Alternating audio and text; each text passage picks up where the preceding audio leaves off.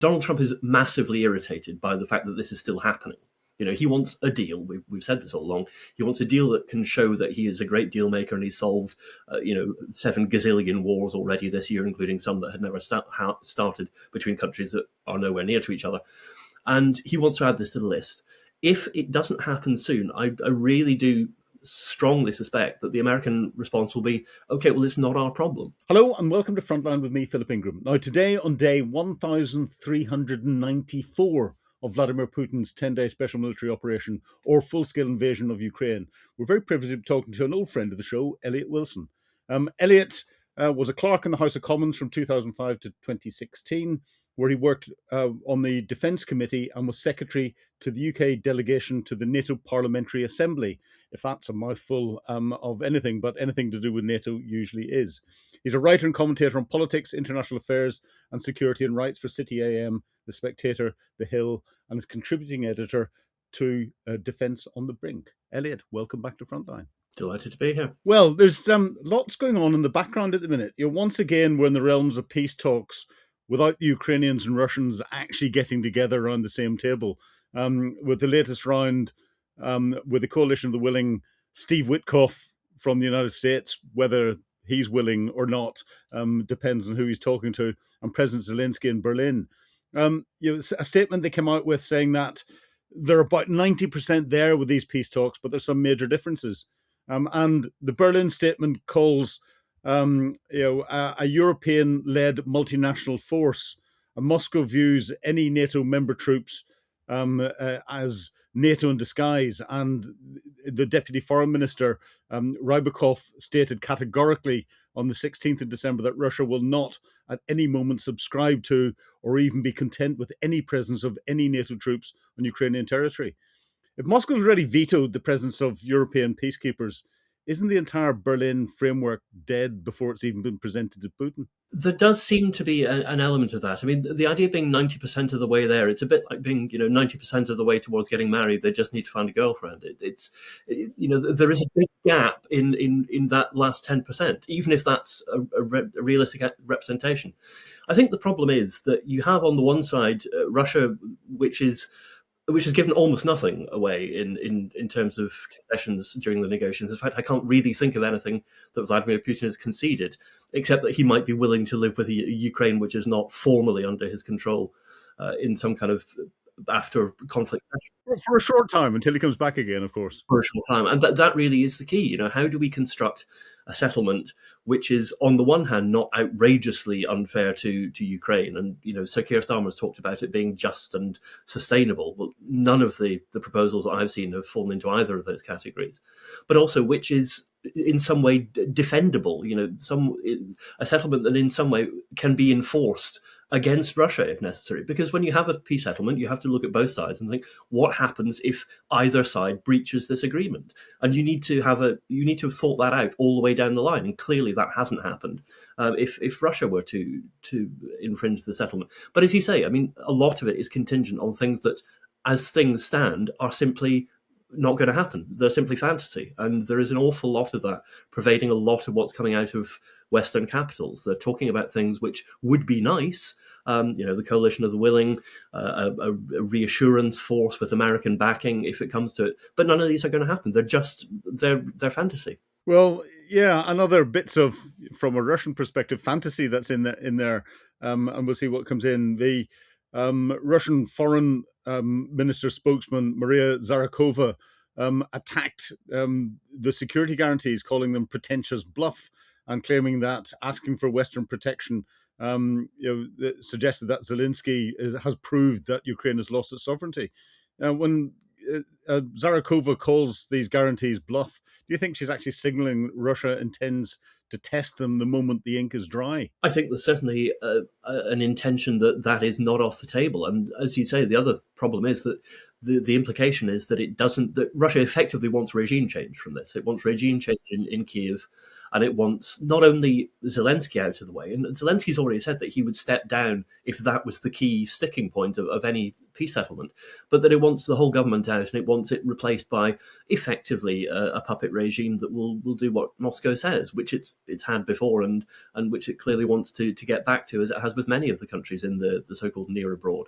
So yeah, I mean, I think, Russia has lost a lot of men and material and treasure in this war, but there is a lot of reason to think that Putin will look at it as a worthwhile investment if he ends up with anything like the war aims that he set out in 2022, which he is virtually being handed on a plate at the moment. Well, yeah, talking of losing a lot, yesterday I read the casualty figures that came out from the Ukrainian Minister of Defense, and they're usually fairly accurate.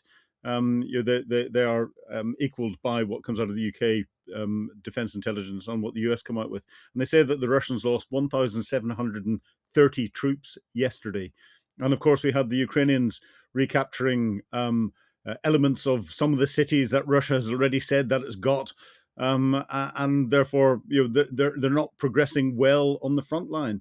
Do you think Putin has got an understanding of what the reality is, or do you think he's living in this bubble where he's being fed what people want him to hear? I think there's probably an element of being told what he wants to hear, because dictators are always told what they want to hear. But I think there's also a very ruthless calculation, which is that he can keep this up much longer than Ukraine can. Because firstly, he has a much larger population. Secondly, he doesn't care. He's not living under the pressure of popular opinion to any significant degree in a way that Volodymyr Zelensky is. So if it takes another 1,700, 2,000 soldiers to be killed or injured a day, that's a price that he is prepared to pay. But I think the other thing is that we talk a lot about this terrible cost of the war to Russia, and that it can't sustain this, and it would take X number of years or months or whatever to capture the rest of Ukraine. Of course, as you will know, that's not how it would happen. If there were to be a breakthrough, it would not take a proportionate amount of time. Ukraine would effectively collapse because it no longer had the resources to defend itself. And I think we are dangerously close to seeing that if, as I suspect is going to happen, the Americans eventually just throw up their hands and walk away in the new year, which I think is probably where we're headed at the moment. Well, the big thing that Zelensky keeps coming out with is these security guarantees, and he'll dance around the music or the language that he uses, from it being under EU auspices, under NATO auspices, NATO membership, no NATO membership, coalition of the willing, no coalition of the willing. But he is consistent in needing the United States. That's in there. But at the end of the day, any peace deal is and security guarantee is going to be another piece of paper with some signatures on it. After the Budapest Memorandum, which was signed by Russia, the United States, the United Kingdom, and others, and none of the countries have lived up to it, how can we convince Zelensky and the Ukrainian parliament to actually trust anything with a signature on it? I think it's very difficult. I mean, the Americans were saying that they would put this to Congress if necessary, that they would have legally binding guarantees. I think if you're relying on legally binding guarantees and two of your interlocutors are Donald Trump and Vladimir Putin, then you're really on a hiding to nothing. These are not people who regard international law or international agreements as meaning anything except what they want them to mean.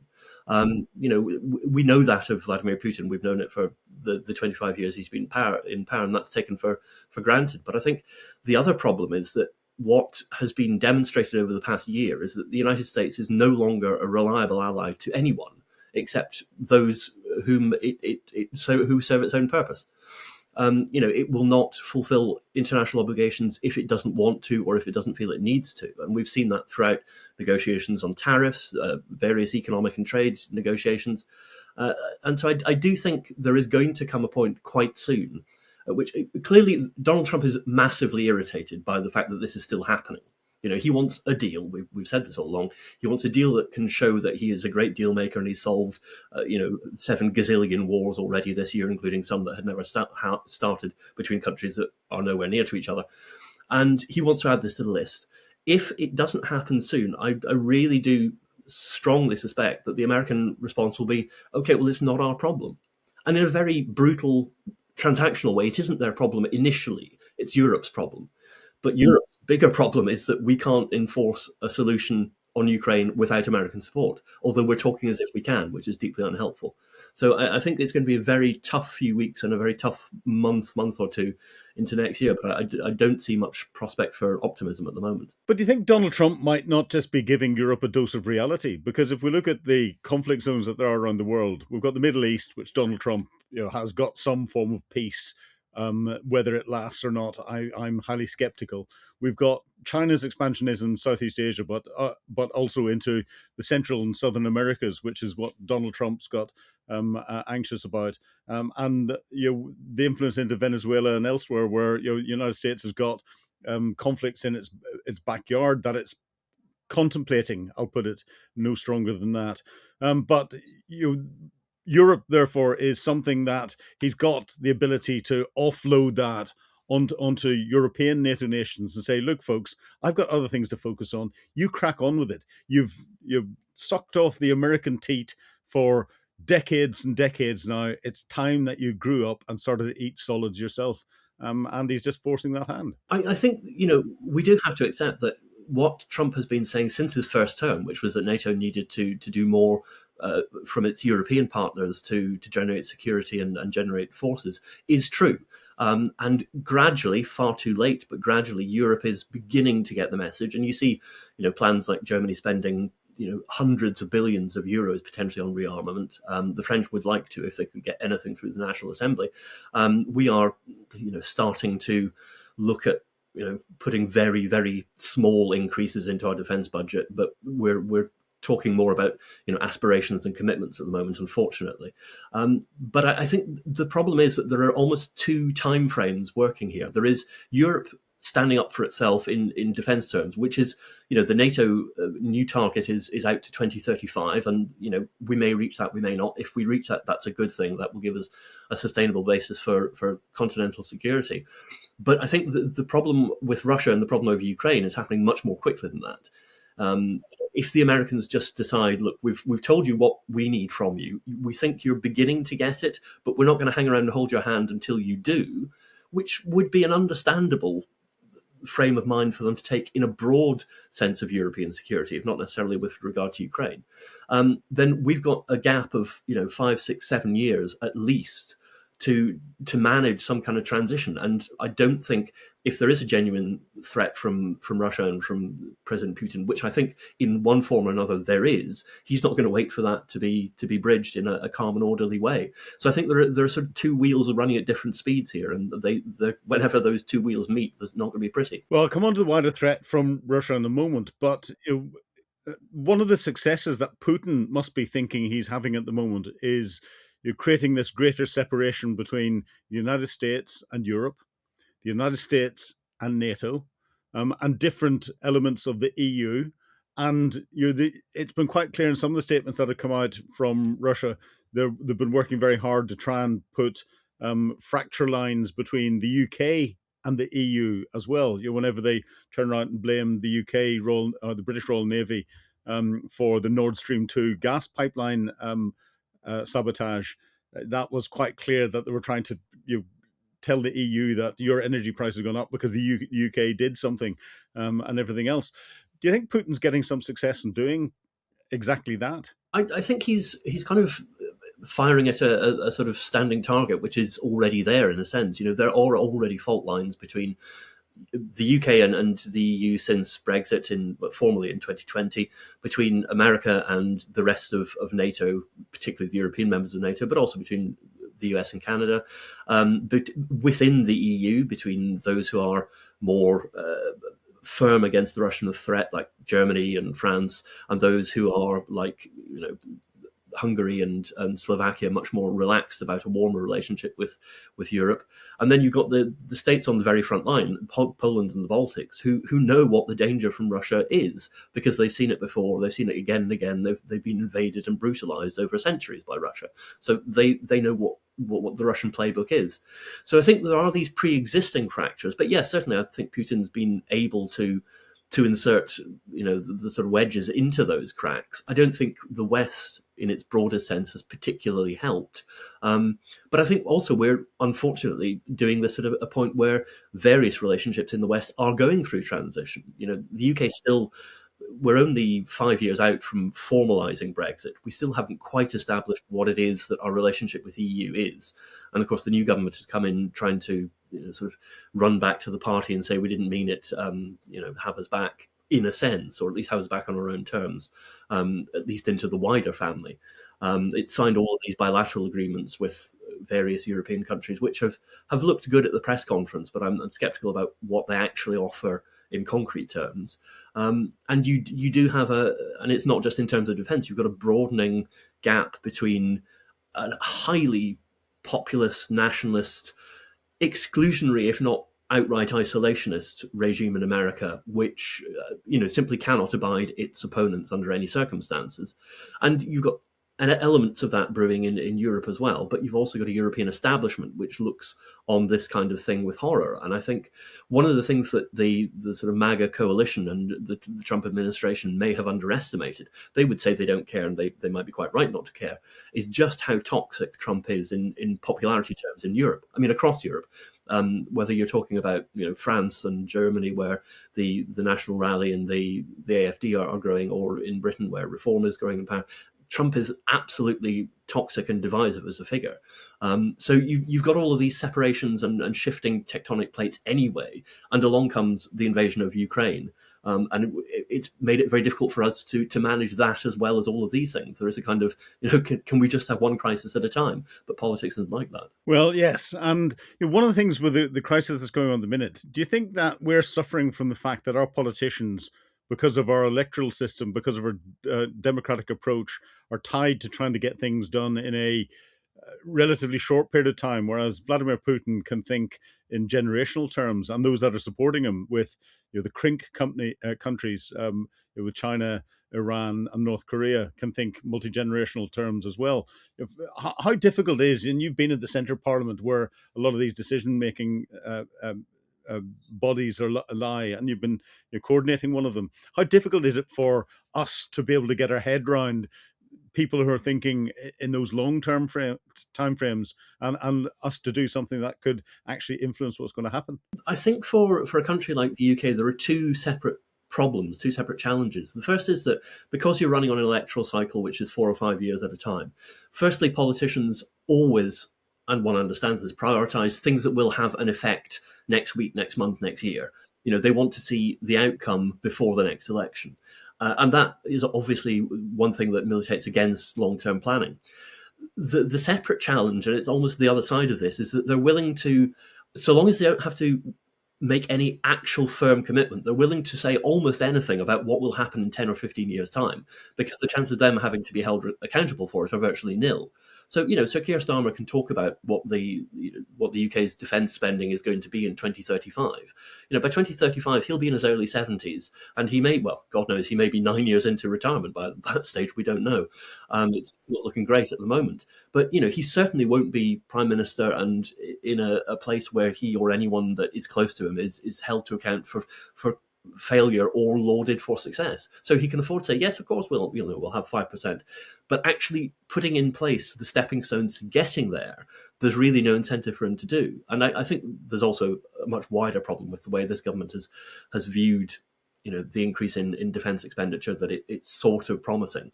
But you do have those two weird things of, no, I want it now. And yeah, we can talk about stuff that isn't my problem, but I won't actually do anything to achieve it, but I'll say the right things. And those are, problems that we have to grapple with, because, we have a democracy, and every 4 or 5 years, everything can be changed. And that's one of the great things about democracy, but it's also one of the disadvantages. Well, and then in a democracy, we've got different agencies and organisations that are apolitical. But we've had two major speeches this week, and both on the same day. One from new Chief of the Defence Staff, Sir Rich Knighton, and the other from the new head of MI6, Blaise Metrawelli. And both of them put the Russian threat into a degree of context, and the threat against the United Kingdom. What did you make of them? I thought they were very interesting for their fairly uncompromising terms. It's very difficult for serving officials to be out and out critical of government. I mean, we saw what happened to Patrick Sanders when he was Chief of the General Staff, and he started talking about whether we were ready for a full-scale conflict, whether we were ready for what are we calling it now, a whole society effort. By the end of that year, he was out of a job and off presenting podcasts. Can you imagine? Tell me about it. I thought they were firm and they said a lot of useful things, but I think the real worry is that ministers seem to be looking at these speeches and agreeing with them as if they already agreed, as if they're singing from the same hymn sheet. And what people like C and what the CDS are saying is that, no, look, you're not doing enough. We are not nearly doing enough. This is what the Defence Committee said earlier this year when it reported on the Strategic Defence Review. There's been a lot of talk about a conversation with society about expanding our whole concept of resilience. Let's go broader than defence. Resilience, how we survive and protect ourselves as a nation. But the government says it wants this, but doesn't seem to be doing anything to bring it about. And if you're the government and you talk about a conversation, you're the only people realistically who can lead that. You can't leave it to, serving army officials, serving intelligence officials, or to civil servants. You've got to be out there front and centre saying, right, here's a starting point. Here's what I think. What do you think? And you need to engender that kind of conversation. And the government just isn't doing it at the moment. We're waiting for after paper, but nothing's happening. Yeah, well, it's interesting. I know Sir Rich Knighton and the UK CDS, and he's a very political animal. He understands Whitehall and the machinations of it.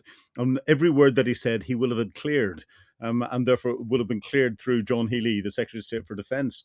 So do you think this could have been Healey turning around in frustration and using Sir Rich to fire a warning shot across the bow of the Chancellor, because there was very little said about defence in the recent budget? I think one would like to think that is possible. I think there is a problem here that, Sir Keir Starmer talks a lot about resilience and defence and our commitments to various places. John Healey, I think, has had a decent-ish record as Defence Secretary so far, although he has occasionally fallen prone to the "I say it and therefore it has already happened" syndrome. But I get very little sense from the Treasury that they're really on board with much of this. I mean, the Treasury is going through a difficult time because of the political maelstrom around the Chancellor and whether she is still Chancellor in the next week, fortnight, month, minute. I mean, keep your eyes on the tab. And I think all of that's not helpful, because when you are in a government which is inevitably, as any government is, focusing on the short term, if you're focusing on the sort of micro short term, like do we get to the end of the week, as we saw with the last government, in fairness, they degenerated to that kind of get through to the weekend and then we'll heave a sigh of relief, then it throws away all of the idea of long distance planning. And it would be nice to think that there is a sort of gentle push, or quite a firm push actually, to say to the Treasury, no, look, this is really important. We are not committing enough. We need to be committing more money, but longer term as well. And I mean, you will know at least as well, if not better than I, that the MOD is currently looking at maybe cutting some projects in the next couple of years, because it's got a small increase coming in 2027 in funding. But you've got disasters like Ajax, which could be binned and has already cost us £5 billion. You've got the problems with the F-35 fleet. You've got the problems with Boxer. You've got submarine problems. We have either one or two of the 5 Astute boats currently serviceable. We don't know how many. So there are massive, massive budgetary pressures. And these aren't going to go away unless we firstly get a grip of procurement, but also spend significantly more money. And that seems to be almost kind of agreed, but it's the implications of that which then seem to disappear like sort of fog in the morning. So briefly in a sentence, because we're coming near the end of our time, from your perspective, do you think we're any closer to peace or further along the path to wider European or global conflict? We're no closer to peace, and it would be my Christmas wish that we're no closer to global conflict. Well, on that positive note, I'll take that as positive. It's a pity we're no closer to peace. Eliot Wilson, it has been a real pleasure talking to you today on Times Radio Frontline. Thanks very much for that. You've been watching Frontline with me, Philip Ingram. If you'd like access to exclusive content, please subscribe to Times Radio membership and watch us on YouTube. But you can now get us as a podcast wherever you get your podcasts from. And don't forget, you can also listen to Times Radio for the latest updates on global affairs and read about them at thetimes.com. Thank you.